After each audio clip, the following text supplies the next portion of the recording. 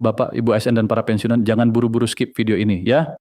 Karena dalam beberapa detik ke depan saya akan bongkar tanggal pasti pencairan gaji ke-13 tahun 2026, siapa saja yang berhak menerima, berapa besarannya, dan apa saja yang perlu Anda siapkan dari sekarang. Kabar ini bukan asal tebak-tebakan, bukan rumor di grup WhatsApp, tapi sudah resmi dari istana, langsung dari peraturan yang ditandatangani Presiden Prabowo. Jadi jangan sampai ketinggalan informasi sepenting ini, karena ini benar-benar menyangkut hak jutaan keluarga ASN, TNI, Polri, dan para pensiunan di seluruh Indonesia. Assalamualaikum warahmatullahi wabarakatuh. Salam sejahtera untuk seluruh Bapak dan Ibu, para aparatur sipil negara, para prajurit TNI, anggota Polri yang terus setia mengabdi, serta para pensiunan yang sudah memberikan dedikasi terbaik selama masa baktinya. Semoga hari ini dan hari-hari ke depan Allah Subhanahu wa Ta'ala senantiasa melimpahkan kesehatan, keberkahan rezeki, umur yang panjang, dan kehidupan yang penuh manfaat untuk kita semua. Amin ya Rabbal Alamin. Selamat datang kembali di channel kami, tempat di mana kami selalu hadir membawa informasi terkini, akurat, dan bermanfaat khusus untuk keluarga besar ASN dan para pensiunan di seluruh penjuru Indonesia.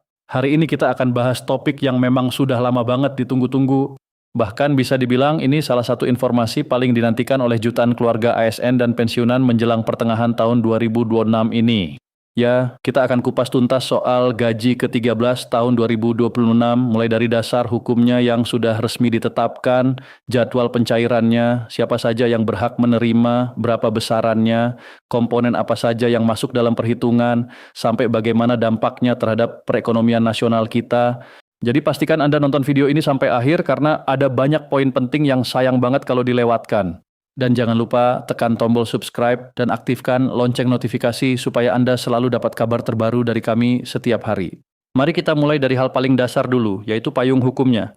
Bapak Ibu yang kami hormati, sebelum kita ngomong lebih jauh, penting banget untuk dipahami bahwa informasi yang kami sampaikan hari ini bukan sekadar isu atau perkiraan semata. Ini adalah informasi resmi yang bersumber dari regulasi pemerintah yang sah. Pemerintah Republik Indonesia sudah resmi menetapkan aturan mengenai gaji ke-13 melalui Peraturan Pemerintah Nomor 9 Tahun 2026. Aturan ini ditandatangani langsung oleh Presiden Prabowo Subianto pada tanggal 3 Maret 2026. Jadi ini bukan kabar burung, bukan sekadar wacana, bukan juga omongan tanpa dasar. Ini adalah kepastian hukum yang menjadi landasan bagi seluruh proses pencairan gaji ke-13 untuk jutaan penerima di seluruh Indonesia. Dalam peraturan pemerintah tersebut, pemerintah menegaskan beberapa poin penting yang wajib diketahui oleh seluruh ASN dan pensiunan. Pertama, gaji ke-13 akan mulai dicairkan paling cepat pada bulan Juni 2026. Kedua, penerimanya mencakup spektrum yang sangat luas, bukan hanya PNS saja. Ketiga, besaran gaji ke-13 dihitung berdasarkan komponen penghasilan yang diterima pada bulan Mei 2026. Keempat, pemerintah memberi fleksibilitas kepada instansi yang masih membutuhkan waktu lebih untuk proses administrasi, sehingga pencairan tetap bisa dilakukan setelah Juni kalau ada kendala teknis. 4 poin ini jadi kerangka utama yang akan kita bahas satu persatu secara lebih mendalam hari ini. Pertanyaan pertama yang paling sering muncul tentu saja, siapa saja yang berhak menerima gaji ke-13 tahun 2026 ini? Berdasarkan Peraturan Pemerintah Nomor 9 Tahun 2026, penerima gaji ke-13 mencakup beberapa kelompok. Pertama, pegawai negeri sipil atau PNS. Seluruh PNS aktif yang masih terdaftar dan menjalankan tugasnya berhak mendapatkan gaji ke-13. Ini termasuk PNS di lingkungan pemerintah pusat maupun pemerintah daerah di seluruh Indonesia. Kedua, calon pegawai negeri sipil atau CPNS. Para calon PNS yang masih dalam masa percobaan dan belum diangkat menjadi PNS penuh pun tetap mendapat haknya. Ini tentu jadi kabar baik bagi rekan-rekan yang baru bergabung di lingkungan pemerintahan. Ketiga, pegawai pemerintah dengan perjanjian kerja atau PPPK. PPPK yang sebelumnya sering bertanya-tanya soal haknya atas berbagai tunjangan dan bonus tahunan, sekarang sudah mendapat kepastian. PPK juga termasuk dalam daftar penerima gaji ke-13 tahun ini. Keempat, prajurit Tentara Nasional Indonesia atau TNI. Seluruh prajurit TNI dari berbagai matra, baik Angkatan Darat, Angkatan Laut, maupun Angkatan Udara, juga masuk dalam daftar penerima gaji ke-13 ini. Kelima, anggota Kepolisian Republik Indonesia atau Polri. Seluruh anggota Polri aktif dari berbagai satuan dan kepangkatan juga berhak menerima gaji ke-13 tahun 2026. Keenam, pejabat negara. Para pejabat negara yang menjalankan tugas kenegaraan juga termasuk penerima gaji ke-13 sesuai ketentuan yang berlaku. Dan yang paling jadi perhatian utama kita hari ini adalah para pensiunan dan penerima tunjangan pensiun. Ya, para pensiunan juga berhak mendapatkan gaji ke-13 tahun 2026 ini. Artinya, kebijakan ini menyentuh hampir seluruh lapisan aparatur negara dan mantan aparatur negara yang telah purna tugas. Ini adalah bentuk perhatian nyata pemerintah kepada para abdi negara, baik yang masih aktif maupun yang sudah menuntaskan masa pengabdiannya. Kalau kita lihat totalnya, jumlah penerima gaji ke-13 di seluruh Indonesia diperkirakan mencapai jutaan orang. Jadi ini bukan program kecil-kecilan, ini program besar yang punya dampak sosial dan ekonomi yang sangat luas. Dan karena itulah wajar kalau masyarakat begitu menantikan kapan dana ini benar-benar masuk ke rekening masing-masing. Nah, sekarang kita masuk ke bagian yang paling ditunggu-tunggu, kapan tepatnya gaji ke-13 akan cair. Berdasarkan Peraturan Pemerintah Nomor 9 Tahun 2026, pemerintah menetapkan bahwa gaji ke-13 akan dibayarkan paling cepat pada bulan Juni 2026. Tapi, ada beberapa hal penting yang perlu kita cermati supaya tidak salah paham. Pertama, pencairannya tidak dilakukan serentak dalam satu hari untuk semua instansi. Prosesnya akan dilakukan secara bertahap. Artinya instansi yang sudah siap secara administrasi dan teknis akan lebih dulu mencairkan. Kedua, kesiapan tiap instansi berbeda-beda. Baik di pusat maupun daerah, masing-masing punya kondisi administrasi yang tidak selalu sama. Ketiga, peraturan pemerintah memberi ruang bagi instansi yang masih membutuhkan waktu untuk menyelesaikan administrasi agar tetap bisa membayar gaji ke-13 meski melewati bulan Juni. Jadi kalau ada daerah atau instansi yang belum cair di awal Juni, bukan berarti hilang haknya. Tetap akan dibayarkan setelah proses administrasi selesai. Sebagai contoh yang cukup menggembirakan, pemerintah Provinsi Lampung sudah secara resmi mengumumkan bahwa anggaran untuk pembayaran gaji ke-13 bagi lebih dari 26.000 pegawai, termasuk PNS dan PPPK paruh waktu, sudah tersedia dan siap dicairkan. Pemerintah Provinsi Lampung berencana mulai membayarkan pada minggu pertama Juni 2026, setelah seluruh proses administrasi dari organisasi perangkat daerah atau OPD selesai. Ini menjadi sinyal positif bahwa pemerintah daerah juga bergerak aktif mempersiapkan pencairan supaya hak para pegawai dan pensiunan bisa diterima tepat waktu. Untuk para pensiunan, mekanismenya biasanya berbeda dengan ASN aktif. Pembayaran pensiunan umumnya melalui PT Taspen, Persero, dan bank-bank yang bekerja sama. Jadi, para pensiunan disarankan untuk terus memantau informasi resmi dari Taspen dan bank penyalur masing-masing wilayah agar tahu jadwal spesifik pencairannya. Jangan cuma percaya kabar dari orang lain, karena tiap daerah atau penyalur bisa punya alur administrasi yang sedikit berbeda. Sekarang kita lanjut ke pertanyaan yang juga tak kalah penting, yaitu berapa besar gaji ke-13 yang akan diterima? Jawabannya tergantung pada beberapa faktor. Mari kita bahas pelan-pelan supaya jelas. Besaran gaji ke-13 dihitung berdasarkan penghasilan yang diterima pada bulan Mei 2026. Untuk ASN aktif, komponen yang masuk dalam perhitungan meliputi gaji pokok, yang tentu menjadi komponen utama dalam penghitungan, lalu tunjangan keluarga seperti tunjangan istri atau suami dan tunjangan anak, kemudian tunjangan pangan atau yang lebih dikenal sebagai tunjangan beras, lalu tunjangan jabatan atau tunjangan umum tergantung jenis jabatan yang diemban, dan juga komponen tambahan lain sesuai ketentuan yang berlaku di masing-masing instansi. Besaran akhirnya tentu berbeda-beda tergantung beberapa hal. Pertama, pangkat dan golongan. Semakin tinggi golongan biasanya semakin besar gaji pokoknya. Kedua, jabatan. Jabatan struktural, fungsional maupun umum punya tunjangan yang berbeda-beda. Ketiga, kelas jabatan, terutama bagi ASN yang menggunakan sistem remunerasi berbasis kelas jabatan. Keempat, masa kerja, karena masa kerja juga memengaruhi besaran gaji pokok. Jadi jangan heran kalau nominal yang diterima satu orang dengan yang lain bisa berbeda, karena memang hitungannya disesuaikan dengan kondisi masing-masing. Bagi para pensiunan, besaran gaji ke-13 disesuaikan dengan nilai pensiun bulanan yang diterima. Besaran pensiun sendiri bergantung pada golongan terakhir saat masih aktif dan masa kerja yang telah dijalani. Walaupun nilainya mungkin tidak sebesar ASN aktif yang masih menerima berbagai tunjangan aktif, tetap saja gaji ke-13 ini sangat berarti bagi para pensiunan. Apalagi untuk membantu kebutuhan harian yang terus berjalan.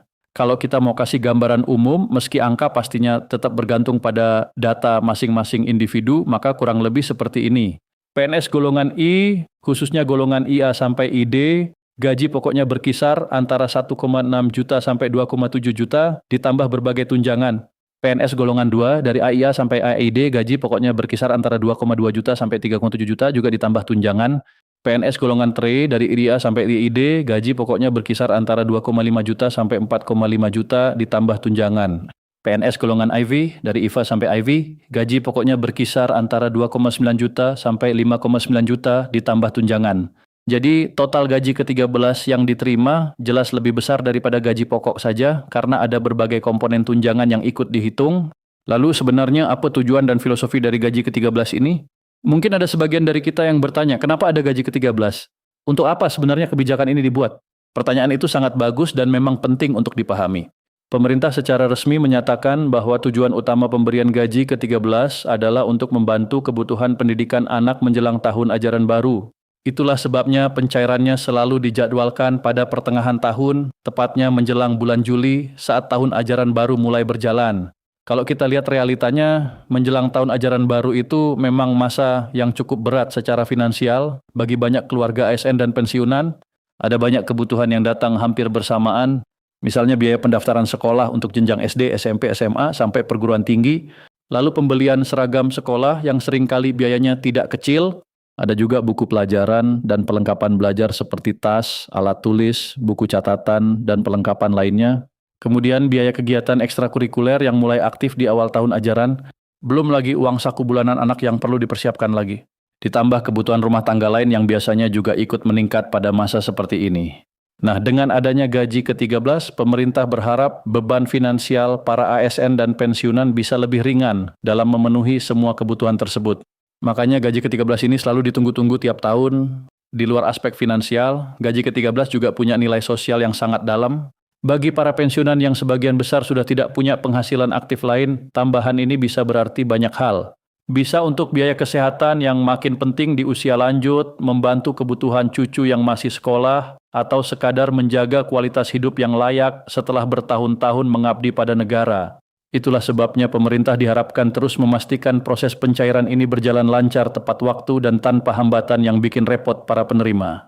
Kalau kita lihat lebih luas lagi, gaji ke-13 bukan cuma soal kepentingan individual ASN atau pensiunan. Ada dimensi ekonomi makro yang sangat besar di balik kebijakan ini. Begitu jutaan ASN dan pensiunan menerima tambahan penghasilan secara bersamaan, efeknya ke perekonomian nasional bisa sangat terasa, daya beli masyarakat naik dalam waktu singkat. Orang punya uang lebih untuk belanja, kebutuhan sekolah, kebutuhan rumah, kebutuhan kesehatan, atau kebutuhan harian lainnya. Akibatnya, aktivitas perdagangan ikut bergerak, penjualan di pasar tradisional, minimarket, toko online, sampai berbagai sektor jasa akan ikut terdorong. Para pelaku usaha mikro, kecil dan menengah atau UMKM juga jadi salah satu pihak yang paling merasakan dampaknya. Saat konsumsi masyarakat naik, UMKM lokal biasanya kebanjiran pesanan. Mulai dari warung makan, toko kelontong, bengkel, jasa laundry, sampai berbagai bisnis rumahan lainnya bisa ikut kecipratan rezeki. Jadi gaji ke-13 ini bukan cuma sekadar transfer dana ke rekening ASN dan pensiunan, tapi juga jadi salah satu motor penggerak ekonomi di tingkat bawah. Menteri Koordinator Bidang Perekonomian, Airlangga Hartarto, secara khusus juga menekankan pentingnya percepatan belanja pemerintah sebagai salah satu strategi untuk menjaga pertumbuhan ekonomi nasional di kuartal kedua tahun 2026 tetap kuat dan positif. Pemerintah memang sedang fokus memperkuat belanja negara supaya pertumbuhan ekonomi tetap terjaga. Nah, pembayaran gaji ke-13 kepada ASN adalah salah satu instrumen belanja pemerintah yang diharapkan bisa memberi stimulus positif bagi perekonomian. Jadi manfaatnya bukan hanya dirasakan oleh penerima langsung, tapi juga oleh roda ekonomi secara keseluruhan. Airlangga Hartarto juga menyampaikan bahwa indeks optimisme sektor manufaktur Indonesia saat ini masih berada di atas level 52. Ini angka yang cukup menggembirakan karena menunjukkan sektor industri nasional masih dalam kondisi ekspansi. Artinya masih tumbuh, masih bergerak, dan masih berkembang meski di tengah tekanan global. Dalam indeks PMI manufaktur, angka di atas 50 menandakan ekspansi, sementara di bawah 50 berarti kontraksi. Jadi angka 52 itu kabar baik buat kita semua. Selain itu, Badan Pusat Statistik juga mencatat bahwa pada triwulan pertama 2026, perekonomian Indonesia masih didominasi oleh Pulau Jawa dengan kontribusi lebih dari 57% terhadap produk domestik bruto atau PDB nasional. Sektor akomodasi, makan dan minum juga tercatat sebagai salah satu penyumbang pertumbuhan tertinggi. Ini menunjukkan bahwa konsumsi masyarakat, termasuk kegiatan makan di restoran, menginap di hotel, dan berbelanja, masih sangat aktif dan menjadi tulang punggung ekonomi nasional.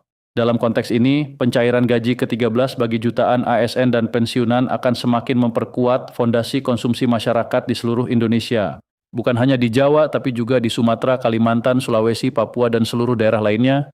Perlu juga dipahami bahwa gaji ke-13 bukan satu-satunya langkah yang diambil pemerintah untuk menjaga daya beli masyarakat dan stabilitas ekonomi nasional. Ada sejumlah program dan stimulus lain yang sedang disiapkan dan dijalankan secara paralel. Pertama, bantuan pangan untuk 33 juta keluarga. Pemerintah sedang menyiapkan dan menyalurkan bantuan pangan bagi lebih dari 33 juta keluarga penerima manfaat di seluruh Indonesia. Bantuan ini berupa paket sembako yang mencakup beras dan kebutuhan pokok lainnya, yang disalurkan langsung ke rumah tangga yang memang membutuhkan. Program ini ditujukan agar lapisan masyarakat paling bawah tetap mendapatkan akses pangan yang cukup meskipun tekanan ekonomi global masih terasa. Kedua, subsidi energi yang nilainya ratusan triliun. Pemerintah juga mempertahankan bahkan meningkatkan subsidi energi dengan nilai yang sangat besar. Subsidi ini mencakup BBM bersubsidi, LPG 3 kg untuk masyarakat, dan listrik bersubsidi. Tanpa subsidi energi yang besar, harga bahan bakar dan listrik bisa jauh lebih mahal dan tentu akan membuat biaya hidup masyarakat Indonesia naik drastis. Jadi subsidi ini juga menjadi penopang penting untuk menjaga stabilitas ekonomi rumah tangga. Ketiga, stimulus untuk sektor industri. Selain program langsung untuk masyarakat, pemerintah juga menyiapkan berbagai stimulus untuk sektor industri nasional supaya tetap tumbuh positif. Ini penting karena industri yang sehat akan menciptakan lapangan kerja, mendorong ekspor, dan pada akhirnya meningkatkan penerimaan negara yang kemudian dipakai untuk membiayai berbagai program kesejahteraan. Semua program ini, mulai dari gaji ke-13, bantuan pangan, subsidi energi, sampai stimulus industri, merupakan satu paket kebijakan yang saling mendukung. Pemerintah memandang bahwa menjaga daya beli masyarakat dan stabilitas ekonomi di semua lini adalah kunci untuk melewati periode ketidakpastian global dengan aman. Salah satu kekhawatiran yang sering muncul setiap tahun adalah apakah pemerintah daerah benar-benar siap membayar gaji ke-13 tepat waktu. Nah, kabar dari daerah tahun ini cukup menggembirakan. Lampung menjadi salah satu contoh kesiapan daerah yang cukup konkret. Pemerintah Provinsi Lampung secara resmi mengumumkan bahwa anggaran untuk pembayaran gaji ke-13 sudah tersedia dan siap dicairkan. Penerima gaji ke-13 di Lampung mencakup lebih dari 26.000 pegawai, termasuk PNS dan PPPK paruh waktu. Pembayaran direncanakan mulai dilakukan pada minggu pertama Juni 2026 sambil menunggu kesiapan administrasi dari masing-masing organisasi perangkat daerah atau OPD. Kesiapan Lampung ini menjadi sinyal positif bahwa pemerintah pusat maupun daerah benar-benar serius mempersiapkan proses pencairan ini. Perlu juga dipahami bahwa proses pencairan gaji ke-13 melibatkan banyak pihak dan tahapan administrasi di tingkat daerah. Setiap OPD harus menyelesaikan verifikasi data pegawai, menyiapkan dokumen administrasi yang dibutuhkan, lalu mengajukan permintaan pencairan ke Biro Keuangan masing-masing. Proses ini memang butuh waktu dan koordinasi yang baik antara OPD dan Biro Keuangan. Karena itu, pemerintah memberikan ruang fleksibilitas bagi instansi yang membutuhkan waktu lebih. Jadi, kalau ada yang belum cair di awal Juni, bukan berarti gagal atau tertunda tanpa kepastian. Prosesnya tetap jalan, hanya saja menyesuaikan kesiapan masing-masing instansi. Tentu kita semua berharap seluruh pemerintah daerah di Indonesia, dari Sabang sampai Merauke, bisa segera mengikuti langkah yang sama. Siapkan anggaran, selesaikan administrasi, dan pastikan gaji ke-13 bisa disalurkan tepat waktu kepada seluruh ASN dan pensiunan yang memang berhak. Ini penting banget supaya tidak ada hak yang tertahan terlalu lama. Khusus untuk para pensiunan, kami ingin menyampaikan pesan yang sangat tulus. Sahabat pensiunan yang kami hormati dan kami cintai, di antara semua penerima gaji ke-13, para pensiunan punya tempat yang sangat istimewa di hati kami. Karena kami tahu perjuangan Bapak dan Ibu itu tidak ringan. Anda telah mengabdikan puluhan tahun hidup untuk negara ini, meninggalkan keluarga demi tugas menghadapi berbagai tantangan di lapangan, mengorbankan kenyamanan demi mengabdi kepada bangsa, dan sekarang di masa pensiun Anda berhak mendapatkan kehidupan yang layak dan tenang. Namun kita juga tahu kenyataannya, banyak pensiunan yang masih harus berjuang keras memenuhi kebutuhan sehari-hari, di tengah harga-harga yang terus naik, mulai dari sembako, biaya kesehatan, sampai transportasi. Nilai uang pensiun yang diterima tiap bulan seringkali terasa tidak lagi mencukupi seperti dulu. Itulah kenapa gaji ke-13 menjadi sangat berarti bagi para pensiunan. Ini bukan sekadar tambahan angka di rekening tabungan. Ini ada